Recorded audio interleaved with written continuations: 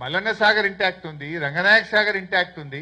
ఇప్పుడు యాసంగి పంటకు అన్నపూర్ణ నుంచి మిడ్ మానేరు నుంచి ఇవన్నీ పారే నీళ్లు కాళేశ్వరంలో భాగం కాదా? రేపు యాసంగి పంటకు నీళ్లు ఇయ్యమా మనం? ఈ రకంగా అబద్ధాలు మాట్లాడుతున్నారు. ఇవాళ సగం తెలంగాణకు మంచినీళ్లు కూడా కాళేశ్వరంలో భాగంగానే పోతా ఉన్నాయి, సాగునీరు కూడా పోతా ఉంది. ఎస్ఆర్ఎస్పి స్టేజ్ 2 కూడా 3-4 పంటలకు కాళేశ్వరంలో భాగంగానే నీళ్లు ఇచ్చాం. అంటే రేవంత్ రెడ్డి ఎంతసేపు అబద్ధాలు. నువ్వు ప్రతిపక్షంలో ఉన్నప్పుడు అంటే మోసం చేసినావు, ఇవాళ అధికారంలో ఉన్నావు. అబద్ధం ఆడినా ప్రజలు నమ్మే పరిస్థితి లేదు. ఇవాళ నీ రంగు బయటపడ్డది, నిజాలు ప్రజలకు అర్థమవుతా ఉన్నాయి. అన్ని విషయాలు కూడా ప్రజలకు అర్థమవుతుంది. ఇలా ఏది నిజం అనేది ప్రజలకు అర్థమైంది కదా. కాళేశ్వరం కూలేపోతే మూసీకి కాళేశ్వరం నీళ్ళు ఎట్లా పోతాయి? కాళేశ్వరం కూలేపోతే హైదరాబాద్కి 20 టీఎంసీల మంచినీళ్ళు ఎట్లా పోతాయి? కాళేశ్వరం కూలేపోతే నువ్వు ఈ 1,00,000 ఎకరాలకు మన కాలువల కింద నీళ్ళు ఎట్లా ఇచ్చే ప్రయత్నం చేస్తున్నావు? ఇవన్నీ కూడా గోబల్స్ అనేటువంటివి అబద్ధాలు ప్రచారం చేస్తున్నారు. నిన్ననే ఆయన రివ్యూ చేసి వారం లోపల టెండర్లు పిలవండి హైదరాబాద్ మంచినీళ్ళకి అంటుండే. ఎక్కడి నుంచి? కాళేశ్వరం నుంచి, మల్లన్న సాగర్ నుంచి, కొండపోచమ్మ సాగర్ నుంచి. ఇవన్నీ కూడా ఒక గోబల్స్ ప్రచారానికి ఆయన పాల్పడుతున్నటువంటి విషయం మనకు చాలా స్పష్టంగా అర్థమవుతుంది. మిషన్ భగీరథ మీద కూడా అట్లే మాట్లాడింది. ఏమని? మిషన్ భగీరథ మొత్తం ఫెయిల్ అయిపోయిందని, మిషన్ భగీరథలో అసలు నీళ్లే రావడం లేదు అని మాట్లాడింది. కానీ ఢిల్లీలో పార్లమెంట్లో కేంద్ర ప్రభుత్వం చెప్పింది, ప్రతి ఇంటికి త్రాగునీరు ఇచ్చినటువంటి రాష్ట్రం తెలంగాణ రాష్ట్రం, ఫ్లోరైడ్ రహిత రాష్ట్రం తెలంగాణ రాష్ట్రం. స్వయంగా ప్రధానమంత్రి ఒక దశలో పార్లమెంట్లోనే మెచ్చుకున్నాడు. కేసీఆర్ ఎప్పుడొచ్చినా మంచినీళ్ల గురించి సాగునీరు గురించి అడుగుతాడు తప్ప నన్ను ఏం అడగడు అనే విషయాన్ని లోక్సభలో ప్రధానమంత్రి గారే చెప్పిండ్రు ఒక సందర్భంలో.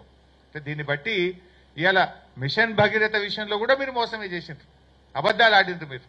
కేసీఆర్ ప్రతి ఇంటికి మిషన్ భగీరథతో నీళ్లు ఇచ్చిండ్రు. ఇలా నిన్న ముఖ్యమంత్రి అంటుండు మిషన్ భగీరథ ఇంజనీర్లను కూడా భాగస్వామ్యం చేసి మిషన్ భగీరథ లాగా 20 టీఎంసీలు హైదరాబాద్కు నీళ్లు తీసుకొని పోండి అంటాడు. నువ్వు మొన్నటిదాకా ఏం మాట్లాడినావు?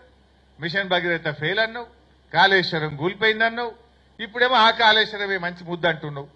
ఇప్పుడేమో ఆ మిషన్ భగీరథనే మంచిగుంది, దాని లెక్క హైదరాబాద్కు నీళ్లు తీసుకుపో అంటున్నావు. అంటే ఈ ముఖ్యమంత్రి అబద్ధాల ముఖ్యమంత్రి, పూటకో మాట మాట్లాడతాడు.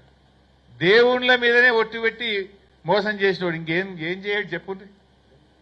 దేవుడినే మోసం చేసిన నువ్వు ప్రజల్ని మోసం చేయవా? నీకు అబద్ధాలు లెక్కనా? అందుకే నీకు డాక్టరేట్ ఇవ్వాలని చెప్పి కూడా మేము రికమెండ్ చేస్తున్నాం. ఈ మధ్య కాంగ్రెస్ వాళ్ళు ప్రచారం చేస్తున్నారు, ఈసారి 1,61,00,000 మెట్రిక్ టన్నుల వడ్లు పండినాయి, ఇదంతా మా ఘనత, మా కాంగ్రెస్ పార్టీ గొప్పతనము అని మాట్లాడుతున్నారు. చెప్పుకోవడానికన్నా సిగ్గుండాలి. ఈ రాష్ట్రాన్ని పాలించింది 50 ఏళ్లు కాంగ్రెస్ పార్టీ, 16 ఏళ్లు తెలుగుదేశం పార్టీ.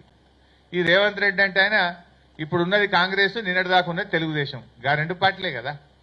50 ఏళ్లు ఆ పార్టీ, 16 ఏళ్లు ఈ పార్టీ ఉంటే 2014లో బీఆర్ఎస్ ప్రభుత్వం అధికారంలోకి వచ్చినాడు ఈ రాష్ట్రంలో పండిన వడ్లు 30 లక్షల మెట్రిక్ టన్నులు, కేవలం 30 లక్షల మెట్రిక్ టన్నులు. కేసీఆర్ దిగిపోయేనాడు పండిన ఎంత? 1,54,00,000 మెట్రిక్ టన్నులు. ఒక పంటకే చెప్తున్నాయి. 30 లక్షలు ఎక్కడ, 1,54,00,000 ఎక్కడ?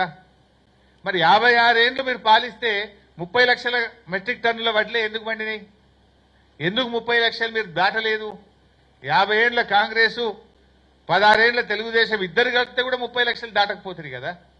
మరి 10 ఏళ్లలోనే కేసీఆర్ గారు 1,56,00,000 మెట్రిక్ టన్నుల ధాన్యం పండించిందంటే అది కేసీఆర్ గొప్పతనమా, కాంగ్రెస్ గొప్పతనమా?